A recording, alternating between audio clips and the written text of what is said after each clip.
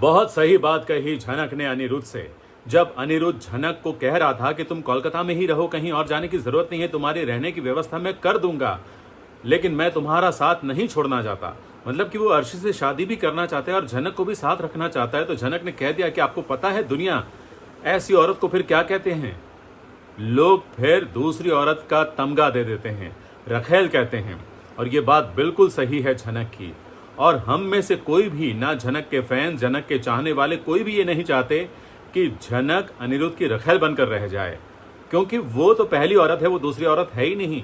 अगर दूसरी औरत अगर किसी को कहा जाए तो अर्शी को ही कहा जा सकता है, क्योंकि अनिरुद्ध और झनक की शादी पहले हो चुकी है।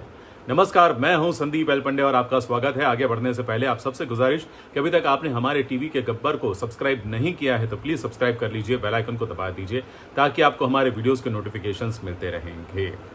अब अनिरुद्ध को बचाने के लिए झनक ने खुद ही झूठ बोल दिया, और ये अंदाजा तो था ही हम सबको। हमने आपको पहले ही बता दिया था कि शायद ये ऐसे झूठ बोल सकती है झनक, तो उसने झूठ बोल दिया और कह दिया कि सर जी की शादी तक वो यहाँ पर रुकेगी। और सर जी यानी कि अनिरुद्ध की शादी की वो साक्षी बनना चाहती है, और घर वालों को तो मौका मिल गया झनक को नीचा दिखाने के लिए। तो बिपाशा ने झट से प्लानिंग बना ली है। जी हाँ, उससे मुजरा करवाने की प्लानिंग, यानी कि घुंघरू पहनाकर उसे संगीत में डांस करवाने की उसने योजना बना ली है और घर वालों को उसमें शामिल कर दिया है। और झनक बेचारी भोली यही मान रही है कि उसे तो संगीत में नाचने के लिए न्योता मिला है, लेकिन नहीं, वहाँ उसका भरसक अपमान होने वाला है।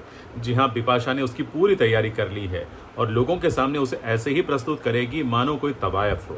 लेकिन अनिरुद्ध अपनी झनक का ये अपमान नहीं देख पाएगा और वो जरूर कुछ ऐसा करेगा जिसके कारण झनक की लाज भी बच जाए और झनक का नाम खराब होने से बच जाए, और झनक जो ऑकवर्ड सिचुएशन में आ जाएगी उससे भी वो बच जाए।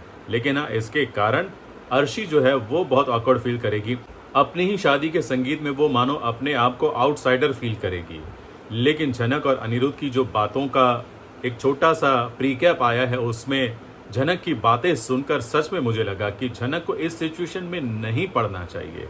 जी हाँ, या तो झनक को अनिरुद्ध को डिवोर्स दे देना चाहिए, जो अनिरुद्ध के फादर ने बात कही है वो बात मानकर उसे डिवोर्स दे देना चाहिए, ताकि झनक और अनिरुद्ध का जो रिश्ता है वो यहीं पर रुक जाए और झनक अपनी जिंदगी में आगे बढ़ पाए। लेकिन अनिरुद्ध झनक को भी छोड़ना नहीं चाहता और अर्शी को भी अपने साथ रखना चाहता है, उससे भी शादी करना चाहता है। तो ऐसा तो नहीं चलेगा ना। इसीलिए झनक ने जो कहा वो बिल्कुल सही कहा कि आप इतना फोर्स मत कीजिए। अगर आप मेरे रहने की, खाने पीने की सारी व्यवस्था कर देंगे और आपके कहने मुताबिक अगर मैं रहना शुरू कर दूंगी तो लोग तो मुझे दूसरी औरत ही कहेंगे, रखेल ही कहेंगे। और जबकि झनक ये डिजर्व नहीं करती है।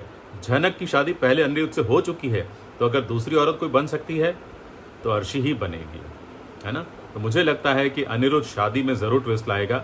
शादी के मौके पर उसे ये बात समझ में आ जाएगी कि वो झनक के साथ जो कुछ भी कर रहा है वो गलत कर रहा है। झनक को उसका अधिकार मिलना चाहिए और उम्मीद है कि इस शादी में उसको उसका अधिकार मिल जाए और लोगों के सामने अनिरुद्ध ये स्वीकार कर ले कि झनक को वो प्यार करता है और झनक को ही वो अपनी पत्नी बनाना चाहता है। क्या लगता है आपको, ऐसा कुछ हो पाएगा? हमें लिखकर ज़रूर बताएं। जी हाँ, आप क्या चाहते हैं और आपके विचार क्या कहते हैं, हमें ज़रूर बताएं। थैंक यू वेरी मच आज का ये वीडियो देखने के लिए। अच्छा लगा तो लाइक कीजिए, शेयर कीजिए और हाँ, सब्सक्राइब करना मत भूलिए।